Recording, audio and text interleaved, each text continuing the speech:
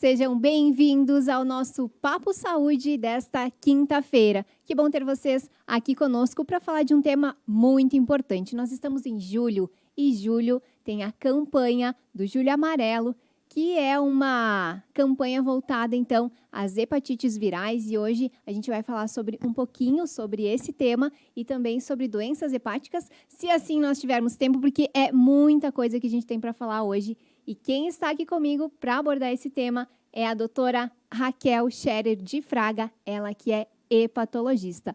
Doutora Raquel, seja muito bem-vinda ao nosso programa de hoje. Boa noite, muito obrigada pelo convite. Eu me senti até lisonjeada pelo convite de participar aqui e falar de um tema que eu acho extremamente importante na minha área de atuação. E hepatologia, para quem não sabe, é o médico que trata, cuida, diagnostica doenças do fígado. Então, tem tudo a ver com hepatites virais.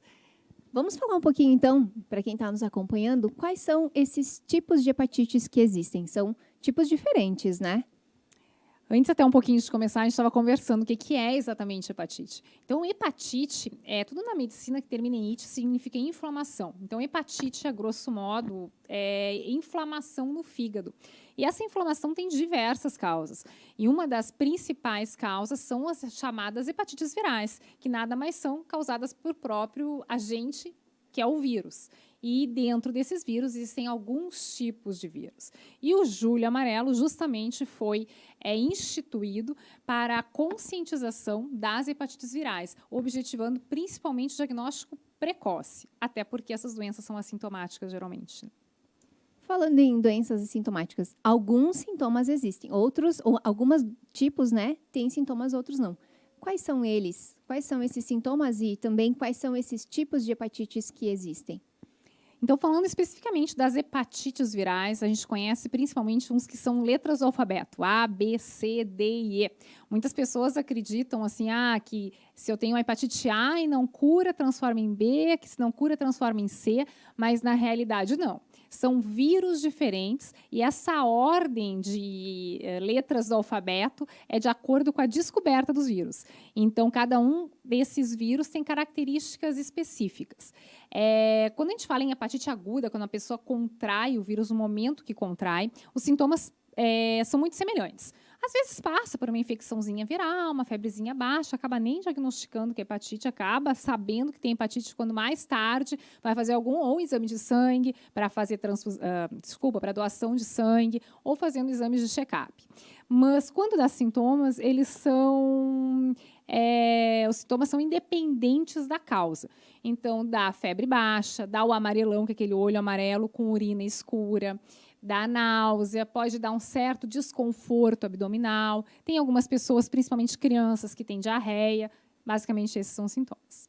Mas o que nos preocupa mais são aquelas hepatites que ficam crônicas. Ou seja, por definição, uma hepatite viral crônica é aquela que fica no organismo por mais de 6 meses. E dessas hepatites A, B, C, D e E, são duas principalmente que ficam crônicas, que é a B e a C. E são essas hepatites que preocupa mais a comunidade médica, a comunidade científica, porque essas, se não diagnosticadas precocemente, se não tratadas, podem levar a consequências graves, especialmente cirrose, câncer de fígado, e são hoje uma das principais causas de transplante hepático no mundo ainda, né?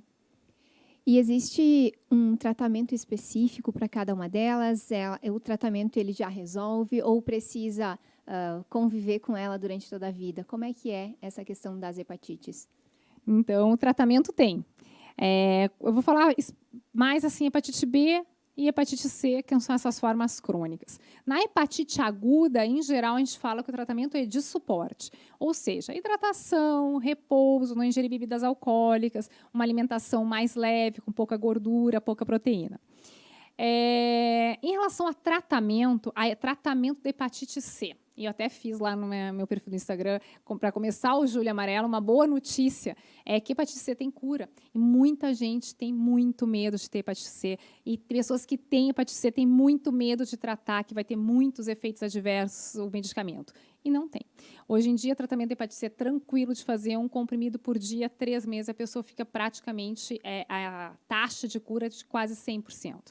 Então, essa é boa notícia, né? Então, a hepatite C tem cura, e cura mesmo, cura real. O vírus sai do organismo, a pessoa fica livre do vírus. A hepatite B, por outro lado, o tratamento é tranquilo de fazer, também com pouquíssimos efeitos adversos. A maior parte das pessoas que tratam hepatite dizem assim, parece que eu não estou tomando nada, não, parece que estou tranquila, não sinto nada. E a hepatite B tem controle da doença, então a gente tem como diminuir muito o risco de ter complicações, que são essas que eu comentei, cirrose, câncer de fígado, necessidade de transplante por insuficiência hepática, mas não tem cura. E isso se deve a uma característica do próprio vírus. Tem pessoas infectadas com hepatite B que ficam com uma certa raiva, assim, mas por que não resolvem logo e não tratam esse vírus? Deve ser coisa da indústria farmacêutica que quer que a gente fique tomando remédio o resto da vida. Mas a questão é que tem uma base fisiopatogênica muito forte, que é o único vírus da hepatite que é um vírus DNA. Então, o que significa isso? Quando a pessoa contraiu esse vírus, um pedacinho do código genético desse DNA entrou dentro do código genético do fígado. E isso fica acoplado lá e nunca mais sai. Então, você fica com o fígado geneticamente modificado. De forma que, para curar esse vírus, tem que fazer uma terapia gênica. Isso a gente ainda está longe de conseguir. Falando um pouquinho sobre a questão diagnóstica ainda, eu tenho esses sintomas que a gente já comentou. E como que acontece o diagnóstico? Como que eu sei qual tipo de hepatite eu tenho, né? Que exames que são feitos, de que forma? O diagnóstico numa hepatite aguda acaba sendo muito mais simples, né? Na hepatite crônica, que a pessoa não tem sintoma nenhum, que vive uma vida normal, até ter consequências graves, como a cirrose avançada, é mais difícil. Então, a gente bate muito na tecla de ter que fazer exames de check-up e incluir sempre nos exames de check-up as enzimas hepáticas, que basicamente são TGO ou AST, TGP ou ALT, fosfatase alcalina e gama-GT. Isso não só para hepatites virais, isso para qualquer rastreamento de doenças hepáticas. Todas as pessoas têm que ser testadas para hepatites virais como exames de check-up. Quando a gente fala em hepatites virais C e B, que se transmite também através do sangue, especialmente pessoas nascidas antes de 1975, que são 70% da população que tem essas hepatites são nascidas antes de 1975. Isso se deve a algum fator em especial? É falta de cuidados, na verdade, né? Porque o que acontece? A partir da década de 80, com o advento do HIV, começou a ter a questão das seringas descartáveis. Antes se usava muito aquelas seringas de vidros que se fervia. Existia, inclusive, campanhas de imunização para meningite, que era aquelas pistolas, uma fila, parecia uma fila indiana, né, que as pessoas iam fazendo uma atrás da outra. Então, é mais pelos cuidados mesmo, né? Então, até os processos de esterilização. Então, a epidemia do HIV trouxe essa cultura das seringas descartáveis e acabou também reduzindo o risco de qualquer tipo de transmissão parenteral, que seria através de sangue contaminado. Como que acontece essa transmissão? De todos os tipos, enfim, ou dessas mais agudas especificamente? As hepatites A e E. A hepatite E é algo que a gente não escuta muito falar, porque no Brasil a gente não vê hepatite E. Na Europa tem surtos de hepatite E, então acaba se estudando um pouco mais a nível mundial. Mas a hepatite A e E, elas têm a mesma forma de transmissão, que é através, que a gente chama que é fecal oral. O que é isso? Através de alimentos contaminados. Então, água contaminada, compartilhamento de talheres com alguém que esteja com hepatite aguda, e é isso. Né? Então, basicamente, hábitos de higiene. Hepatite A tem vacina também, né? Então, tá no calendário vacinal da criança já. A hepatite B, C e D, elas também têm a mesma forma de transmissão, que são 3. Vertical, que é de mãe para filho na hora do nascimento, através de relação sexual e através de transmissão, que eu falei, parenteral, né, que é acidente com materiais pérfuro-cortantes contaminados com sangue, ou transmissão, sei lá, através de um procedimento cirúrgico, com material não esterilizado de forma adequada. Então, essas são as principais formas de transmissão. E é importante aqui, a gente tem vacina para hepatite A, a gente tem vacina para hepatite B e a gente não tem vacina para hepatite C. Então, tem para A, para B, para C a gente não tem. Isso porque o vírus ele tem muitas mutações, ele muta muito rápido, semelhante ao HIV. Então, a gente tem cura, mas a gente não tem a vacina. Ainda falando sobre essas hepatites, elas têm causas diferentes também, né? Quais que são essas causas? Fora as hepatites virais, né? Isso, Entendi. não se tratando em hepatites virais, as outras formas. Bem no início eu comentei, então, que a hepatite é uma inflamação do fígado. Então, as principais causas de dano hepático no mundo são as hepatites virais, bebida alcoólica, que já é bem conhecido, e a gordura hepática de causa metabólica, que é por acúmulo de gordura corporal. Existem outras causas, medicamentos, e aí qualquer tipo de medicamento, incluindo fitoterápicos, ervas, suplementos alimentares, vitaminas, né, que é algo que a gente vê com bastante frequência no consultório, devido até o uso indiscriminado dessas substâncias. Existem doenças do próprio fígado, tipo hepatite autoimune, que é a doença que a pessoa produz anticorpos contra o próprio fígado, e aí vai, né? Mas esses são os principais.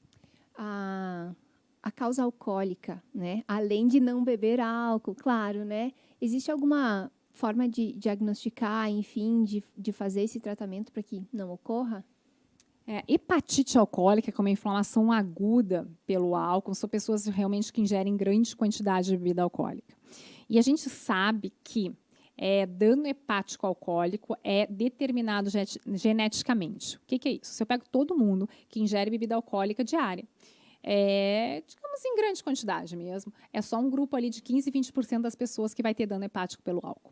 Isso é determinado geneticamente. Então, a gente tem como prever através de determinação de polimorfismos genéticos hoje. Então, a gente consegue isso. Quem não tem acesso aos polimorfismos, é mais fácil entender se vai ter maior predisposição a ter cirrose ou não, ou de ter hepatite alcoólica, vendo a família, né?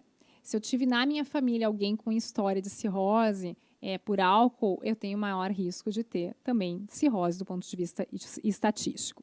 Como é que eu vejo isso? Através de exames de check-up.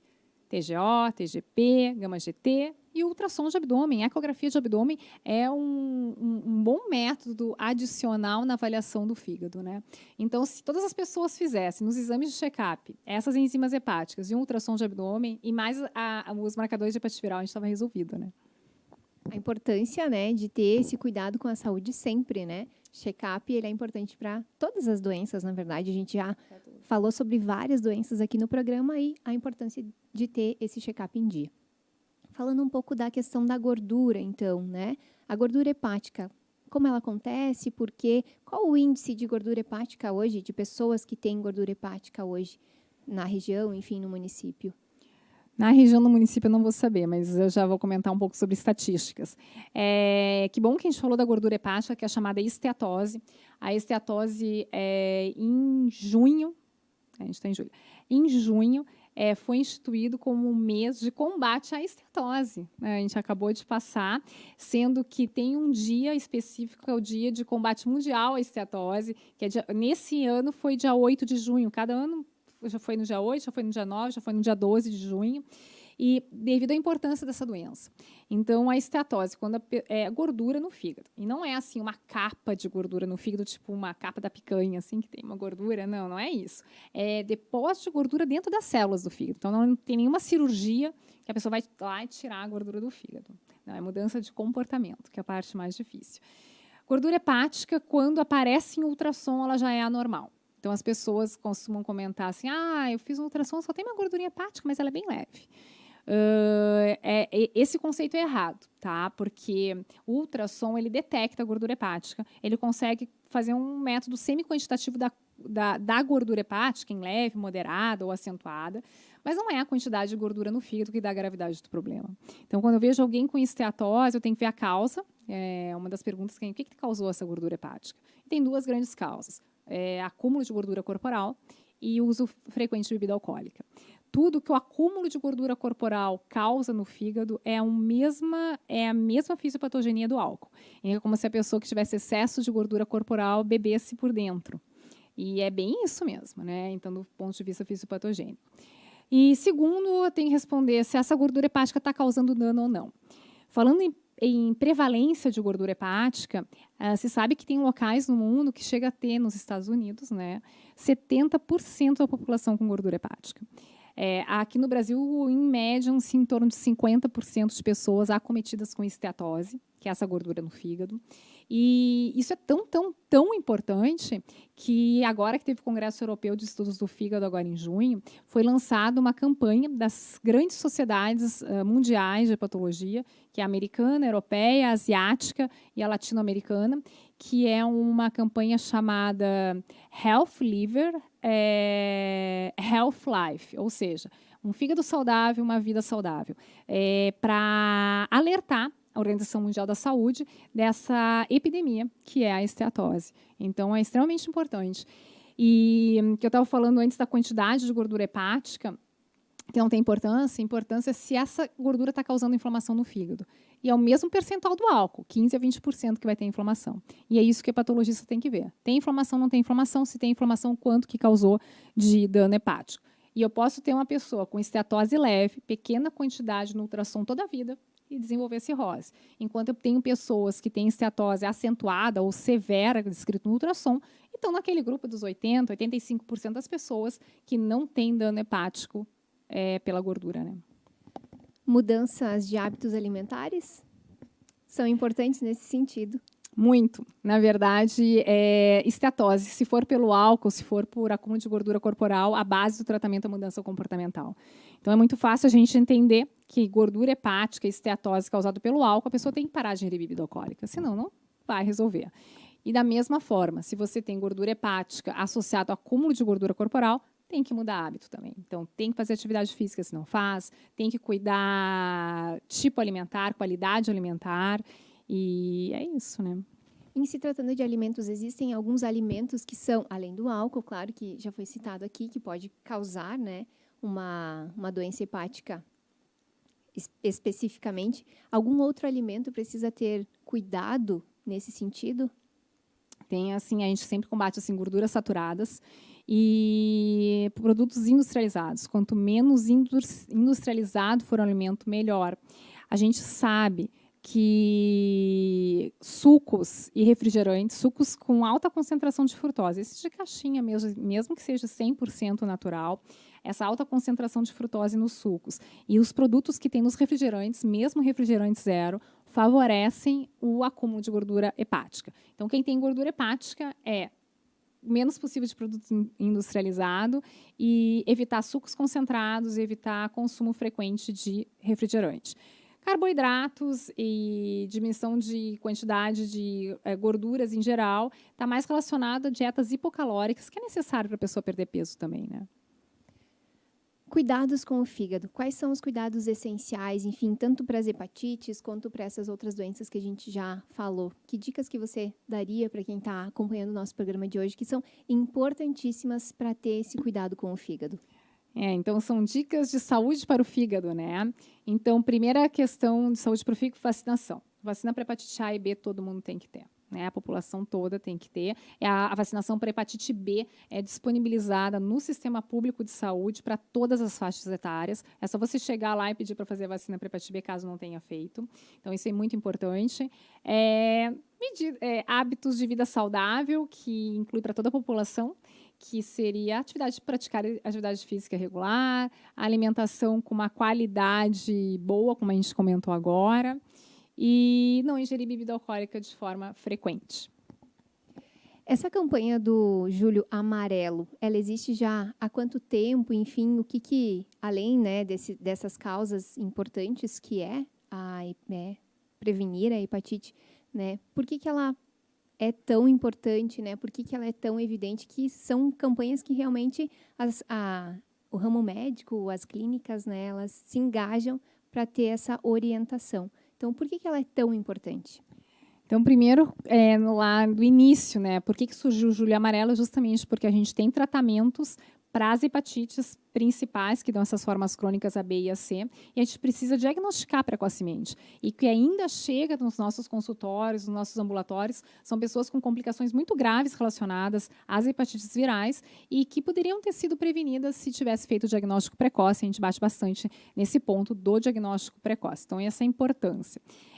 E nesse quesito foi lá, se eu não me engano, até estava revisando antes de entrar, em 2010, foi definido 28 de julho como o Dia Mundial de Luta contra as Hepatites Virais.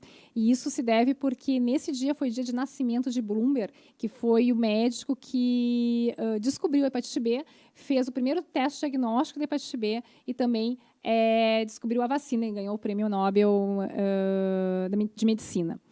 E depois disso, no Brasil, em 2019, foi instituído como o mês de combate das hepatites virais, que é o Julho Amarelo. Por que 2019? Lá em 2000, não quero mentir, mas acho que é 2015, que teve a Organização Mundial de Saúde lançou uma meta da gente eliminar as hepatites virais no mundo até 2030. Isso não vai ser conseguido, a gente já sabe que não vai ser conseguido, mas essa era a intenção. E esse Julho Amarelo entrou dentro desses objetivos, né? Veio a pandemia do Covid e atrapalhou bastante essas ações de combate às hepatites virais.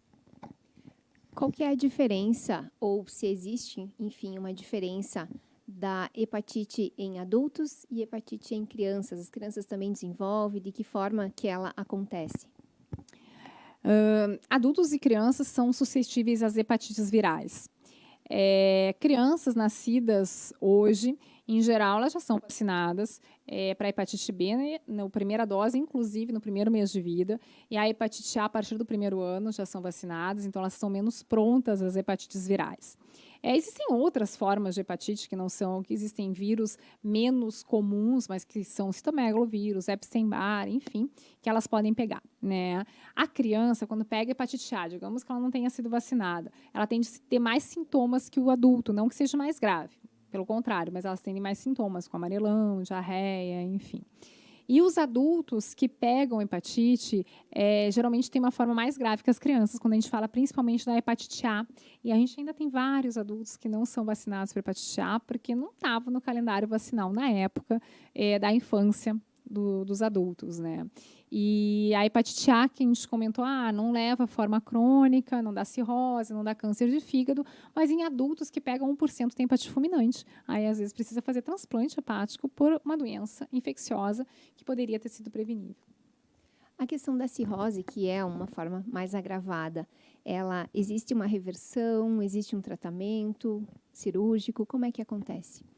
Então, cirrose, só para entender o que é cirrose. Cirrose é um fígado todo cicatrizado. Qualquer inflamação no fígado, quer seja por hepatite viral, por medicamento, por álcool, por esteatose, por gordura no fígado, pode levar à fibrose, que é a cicatrização do fígado. E essa fibrose a gente divide grosseiramente em 4 estágios, sendo o estágio 4 a cirrose.